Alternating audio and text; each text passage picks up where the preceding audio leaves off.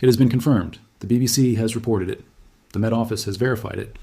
The UK has just experienced its hottest day of the year so far, a reading that demolished the previous 2026 high of 26.6 degrees Celsius recorded at Kew Gardens on April 8th, and that did it on a bank holiday weekend when nearly 19 million people simultaneously decided today was the day they needed to be somewhere else. Not at home, not in their gardens. On the M5 southbound, in a queue at Dover, at a rail platform with no shade and a train that was running late because the track temperature was sitting at 53 degrees Celsius, while the timetable was written for a world where tracks stay cooler than that. The hottest day of the year and the busiest travel weekend of the spring arriving in the same 24-hour window is not an accident. It is the specific convergence that Britain's transport network, its coastal infrastructure, and its overheated families have been managing simultaneously since Friday morning. And what has emerged from that convergence is a picture that is equal parts weather record and national travel story. The Orace's pre-weekend forecast proved precise. Nearly 19 million motorists took to Britain's roads over the long weekend, around 1 million more than the same holiday period in 2025. Polling by the RAC found almost 4 in 10 drivers planned leisure journeys, with Friday and Saturday seeing the heaviest traffic. The M5 southbound was flagged by the RAC as a primary congestion point, with queues of 45 minutes expected at midday on Saturday, between Junction 16 near Bristol and Junction 23 for Bridgewater. That prediction was not pessimistic. It was understated. Coastal routes serving popular seaside destinations, including Bournemouth, Hastings, and Torquay, drew record levels of traffic demand compared with past bank holidays, with local parking systems at breaking point before midday across the most popular beaches. The M25, which serves as the primary orbital ring around London and the exit route for millions of southeast England residents heading toward the coast, carried volumes that Highways England described as the highest of the year to date on Saturday. The Port of Dover was the single most concentrated bottleneck of the weekend, and the reason goes beyond the volume of travelers. Around 18,000 ferry passengers were expected between Friday and Sunday, with travelers warned to expect lengthy border queues as manual passport checks continue under the European Union's entry-exit system. The new border technology is not yet fully operational at the French frontier, despite the installation of new processing kiosks at Dover. The EES, the EU's biometric border process, requiring passport data and fingerprints for non-EU nationals entering the Schengen area, was described as the first major implementation test at a high-volume UK holiday departure period. The consequence of biometric processing, replacing the wave through passport checks that British travelers previously experienced at Calais, is a processing time per vehicle that runs significantly longer than the pre-EES baseline.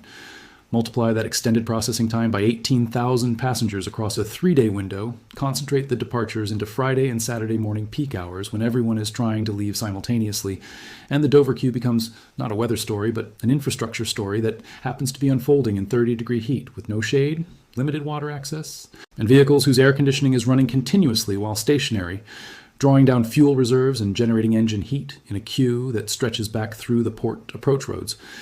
The rail network's response to the hottest day of the year confirmed the pattern that Network Rail has documented across every previous significant heat event in the UK. Rail surface temperatures on fully exposed track sections run more than 20 degrees above ambient air temperature in direct sunlight, translating the day's 30 to 33 degree peak air temperatures into surface readings of 50 to 53 degrees Celsius on the most exposed sections. At those surface temperatures, speed restrictions are imposed on vulnerable older track sections to reduce the kinetic energy that contributes to buckling risk. Those speed restrictions cascade into timetable delays that compound across interconnected services. During the 2022 July event, Network Rail suspended services entirely on multiple routes, with no Thameslink or Great Northern trains running north of London and L-Inner running no trains south of York and Leeds to King's Cross. The 2026 bank holiday weekend's rail disruptions did not reach that scale. The peak temperatures, while historically exceptional for May, remained below the 40-degree threshold that forced 2022's most severe service suspensions. But speed restrictions on southeast corridor routes, platform overcrowding at London terminals, as delayed services, concentrated passengers, and the specific pressure on coastal rail routes serving Brighton, Bournemouth, and the southeast beach towns created the familiar bank holiday rail chaos narrative with the additional dimension that the infrastructure was operating under thermal stress rather than just passenger volume stress. Heathrow Airport, the UK's busiest and one of the world's largest, operated under maximum bank holiday capacity, simultaneously with the hottest day of the year falling on its departure forecourt. Ground handlers, engineers, and outdoor operational staff working through the peak afternoon hours on the apron were doing so in an environment where aircraft surfaces, tarmac, and jet blast add between 5 and 10 degrees to the ambient air temperature at ground level. On a day when air temperatures reached 30 to 31 degrees across the Heathrow zone, the experienced temperature for outdoor ground crew during active aircraft turnaround operations was approaching 40 degrees at surface level. Occupational health requirements for heat management, mandatory rest intervals, shade access, hydration provisions were in operation. The operational picture of a major international airport running at peak departure volume on the hottest day of the year while simultaneously managing heat safety requirements for its outdoor workforce is one that the aviation sector has been managing with increasing frequency as the seasons in which genuinely hot working conditions occur expand beyond their historical summer window. The coastal towns that drew the majority of the 19 million leisure trips faced their own specific infrastructure test. Bournemouth Beach, one of the most popular day trip destinations in England and the site of some of the UK's most dramatic beach crowding events during hot weather, recorded visitor volumes that local parking data confirmed as exceeding any previous May bank holiday benchmark. The same pattern was documented at Hastings, at Torquay, and at the major sandy beaches of Norfolk and Suffolk that sit within the warmest temperature zone of the current warm event. The specific infrastructure risk of extreme beach crowding on the hottest day of the year is the interaction between the volume of people seeking water to cool down and the cold seawater temperature that remains characteristic of the English Channel and the North Sea in May, regardless of air temperature. The San Francisco Department of Emergency Management's framework for this risk is directly applicable to UK coastal conditions. The cold water of English coastal waters in late May creates drowning and cold shock risk that is diametrically opposite to what the warm air temperature suggests to a visitor who has spent the day in 30-degree heat and instinctively heads for the water. The RNLI, the Royal National Lifeboat Institution, has consistently documented that its most dangerous call-out periods in terms of cold water shock incidents involve exactly this combination: hot air temperatures, cold seawater, and large numbers of people in the water simultaneously who are not prepared for the thermal contrast. The public health picture of the hottest day of the year coinciding with 19 million people in motion concentrates its most acute risk not at the beaches and motorways, but in the homes and care settings of the people who were not traveling. For every family loading a cool box into the car for a beach trip, there is an elderly person living alone in a flat with south-facing windows that have been absorbing solar radiation since 7 a.m., no mechanical cooling, and the same physiological unacclimatization that the entire population shares after a cold start to May. The UKHSA Extraordinary Heat Health Alert that activated at 9 a.m. on Friday, May 22nd, and runs through Wednesday, May 27th, covers exactly this population.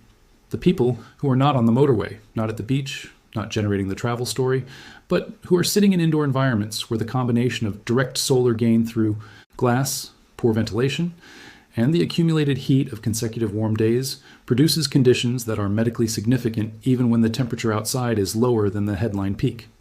The British Heart Foundation's 50% heart attack mortality increase during heat waves applies not to the people swimming in cold seawater at Bournemouth. It applies to the people who have not left their homes, whose neighbors have, and whose condition is deteriorating without anyone nearby to notice. The National Grid's electricity demand management on the hottest day of the year during a bank holiday weekend operates against a profile that is more complex than a simple summer heatwave afternoon. Bank holiday weekends reduce industrial and commercial electricity demand substantially as factories and offices close, but they simultaneously drive residential and leisure demand sharply upward, air conditioning units running across millions of homes for the first time this year, electric fans supplementing those that cannot afford or access mechanical cooling, refrigeration systems working harder to maintain food safety at elevated ambient temperatures, and the vast charging demand of the electric vehicle fleet that millions of holiday drivers are recharging at motorway services and coastal car parks throughout the weekend. The National Grid's electricity system operator manages these demand patterns in real time, with interconnector imports from France and the Netherlands supplementing domestic generation when demand exceeds the output of the renewable generation fleet, whose wind component is suppressed by the light wind conditions that accompany the blocking high-pressure system producing the heat. Grid stability on a 30-degree bank holiday Saturday requires operational interventions that normal temperature bank holidays do not, and the frequency with which those interventions are required will increase with each successive warm bank holiday as the climate shifts the baseline against which the grid was designed. The water safety dimension of 19 million leisure trips on the hottest day of the year extends beyond the cold water shock risk at coastal beaches to include open water bodies inland, rivers, lakes, canals, and reservoirs that attract large numbers of swimmers, and paddlers during hot weather precisely because they appear more accessible and less crowded than formal beach sites. The RNLI's data on inland water deaths in England is stark and consistent.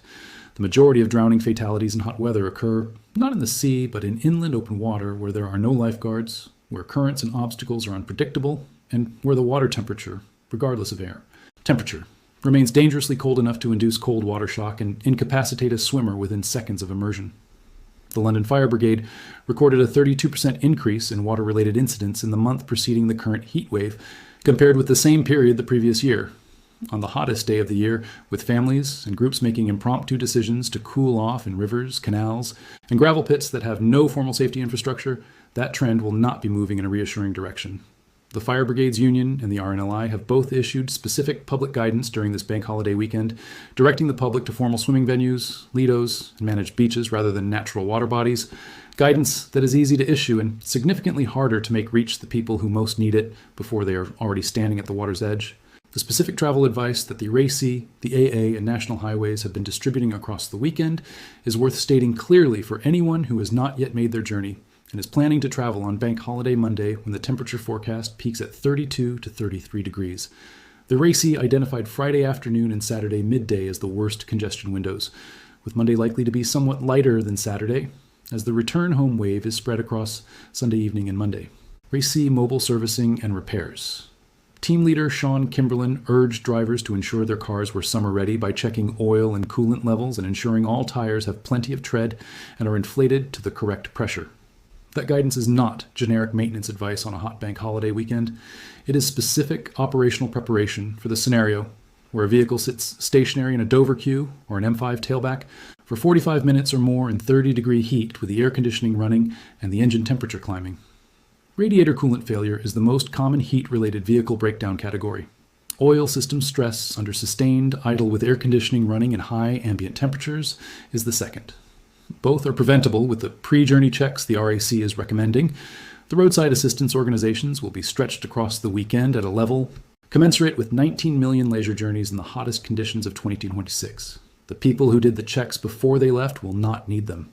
The economic dimension of this confluence, hottest day of the year, 19 million road trips, record coastal visitor volumes, and full Heathrow departure capacity, is the final element of a story that operates simultaneously at the level of individual inconvenience and national economic significance. The tourism and hospitality sector in England's coastal towns and outdoor leisure destinations will record revenues this weekend that they have not seen since the comparable warm bank holidays of previous years, with local business owners confirming record footfall and record ice cream, food, and drink sales. Against that positive economic picture sit the fuel costs, already elevated by the Iran oil crisis that has pushed petrol prices 26 pence per litre and diesel 44 pence per litre above pre-conflict levels that every one of those 19 million drivers is absorbing on a weekend when the distance traveled is above the leisure trip average. The net economic balance of a record hot, record busy bank holiday weekend is difficult to calculate and will not be known until the retail and hospitality data for late May 2026 is reported. What can be said today, on the day the BBC confirmed the hottest day of the year, is that Britain's roads, rails, ports, beaches, and emergency services all simultaneously managed the collision of a temperature record and a travel record. And the picture that emerges from that collision is a preview of the kind of weekend the country should expect with increasing frequency, as the summers that follow continue to run warmer than the ones before them.